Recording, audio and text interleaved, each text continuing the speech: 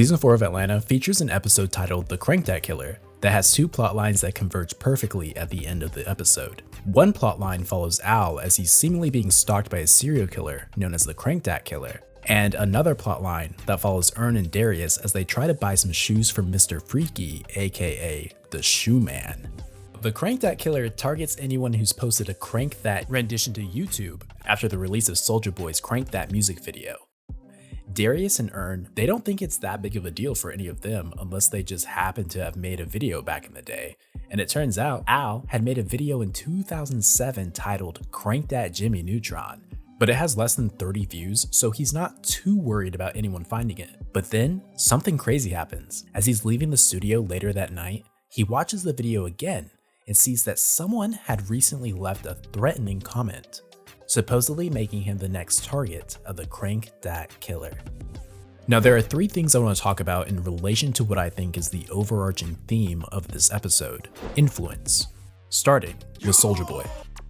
Why did they choose Soulja Boy's Crank That to be the focus of this episode? Because in the words of Soulja Boy himself, I started this, bro. Why y'all think y'all got this camera? Charlamagne, why you think y'all got all these cameras in here right now? Why you think you got that camera right there looking at me right now? Oh, I've been doing this YouTube. I was the first artist on social media. I agree with you on that. 100%. I was the first artist on YouTube. Soulja Boy posted his first YouTube video in 2006, just a year after the platform launched. He promoted his music by uploading tracks to sites like SoundClick, taking a different route than most artists at the time. While many musicians were focused on selling CDs on the streets, performing at small clubs and bars, and sending demo tapes to A&Rs and record label executives in hopes of landing a deal, Soulja Boy leaned into the internet to build his audience. Soulja Boy had a massive cultural impact with the release of Crank That in 2007. The song sparked a viral dance craze, with people everywhere creating their own versions, like Al's Crank Dat Jimmy Neutron, and sharing them on blogs and uploading them to YouTube. Its popularity helped highlight the growing power of social media as a force for influence, while also encouraging more people to turn to the internet for music, entertainment, trends, and digital content. This episode dropped 3 years after Soulja Boy's viral Breakfast Club interview, where he says without his influence, some of the best viral dances like the stanky leg or the jerk wouldn't exist. And while he does lie about a lot in that episode, it's hard to disagree with him on being the first to do it from an internet standpoint. Halfway through this episode of Atlanta, Al calls Soulja Boy asking him about the Crank Dat Killer, and Soulja responds by saying, "Are you serious? Of course I have. I got more Crank That content on the internet than anyone. Too much to count. I basically invented YouTube." At the time, no one else was doing what Soulja Boy was doing. If you wanted to watch a choreographed dance to a song, you had to wait for the music video to drop on MTV. And 9 times out of 10, they sure as hell weren't gonna tell you the exact steps of the dance in the song. The second he hit upload on that video, the rest was history. The next thing I want to talk about in relation to influence is sneaker culture. Man, why is it so hard to get sneakers nowadays? Like, me and Darius trying to get these Nike Miracles, man. The shit sold out in like 30 seconds. Yeah, man. Resellers got the game fucked up, man. Might as well be shoe gentrification. The subplot in this episode is centered around Earn and Darius as they try to get their hands on a rare pair of shoes. Every pair has been bought up by resellers, so they go to meet this man at the mall who goes by the Shoe Man, a reseller who operates out of his van. Both Earn and Darius are excited to see that he has the shoes they're looking for, but that excitement quickly turns to distress when they go to pay for the shoes. The Shoe Man tells them that he isn't accepting cash. Instead, he wants Earn and Darius to kiss. So what's up, fellas? This kiss ain't gonna French itself. How does this relate to the theme of influence? In the 1980s, hip-hop played a major role in transforming sneakers from basic athletic gear into cultural symbols, tied to identity, status, and personal style. What had once been associated primarily with sports became a defining element of street fashion, eventually growing into a global trend.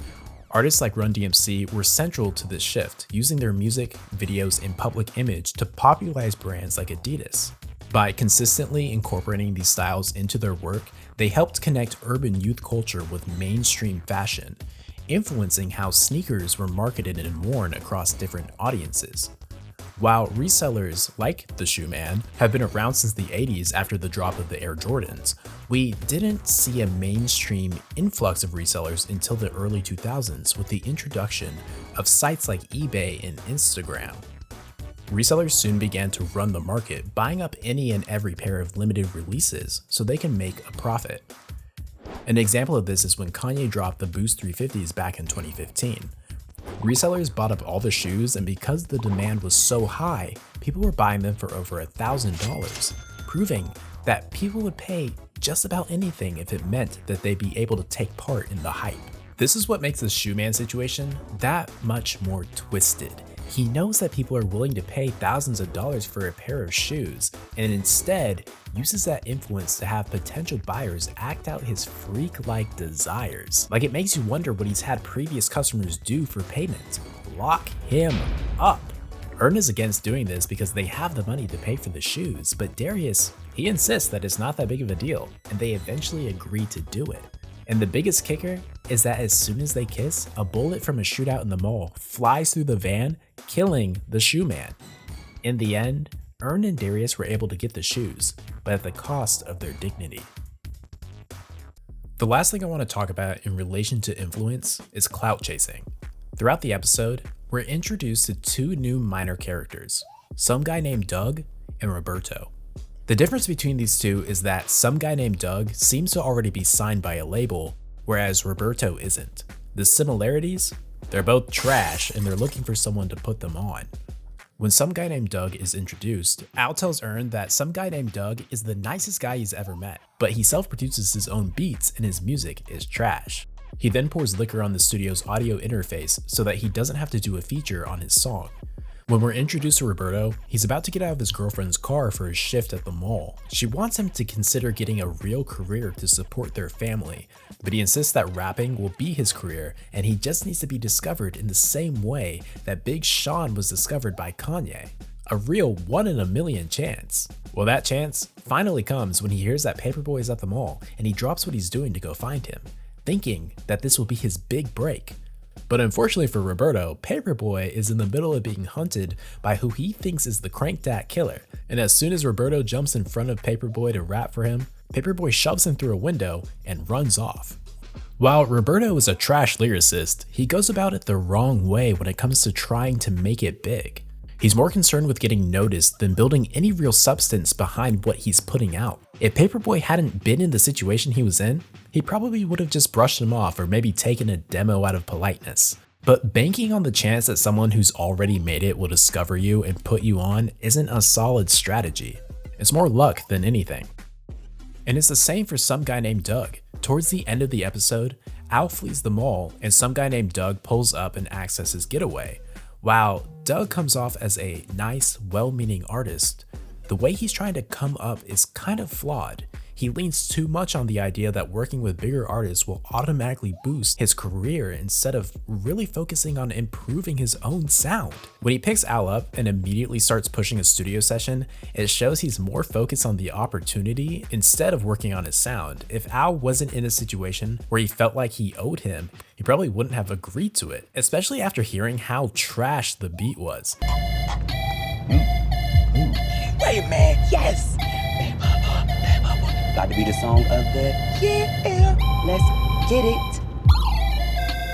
Relying on connections like that instead of focusing on your own quality and identity isn't the most effective way to grow as an artist and has the potential to damage the reputation of the person who's trying to put you on. I'm not the person that's gonna put your career in my hands and you flop or something go wrong in your career and you looking at me, you wanna kill me. I'm not gonna be the bad guy. I personally love this episode just because of how hilarious it is. They had the potential to make this a horror-esque episode like Teddy Perkins, but decided to keep it on the lighter side, which I appreciate. The possibility that any one of the people Al interacts with throughout the episode could potentially be the Crank Dat Killer makes for a wild ride, especially when you find out who it is at the end of the episode. And that's it for today's video.